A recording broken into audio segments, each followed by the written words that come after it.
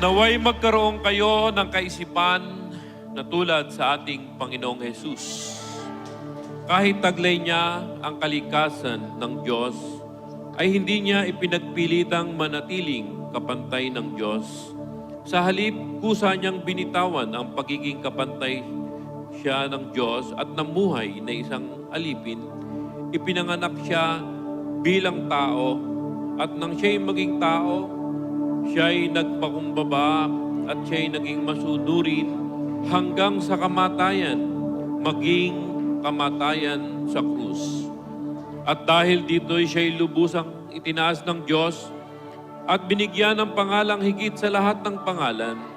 Sa gayon, sa pangalan ni Jesus, ang lahat ay luluhod, ang lahat ay magpupuri, ang mga nasa langit at nasa lupa at sa ilalim ng lupa. At ang lahat ay magpapahayag na si Jesucristo ang Panginoon sa ikakalwalhati ng Diyos Ama. Ang pagpapakumbaba ay isinalarawan at halimbawa ng bawat isa sa atin. Ang ibig sabihin ng pagpapakumbaba ay inilalagay natin ang ating mga sarili sa kalooban ng ating Panginoon. At ang kalooban niya na siya ay sambahin at purihin at pasalamatan sa lahat ng kanyang ginawa at mga gagawin pa sa ating mga buhay. Glory to God.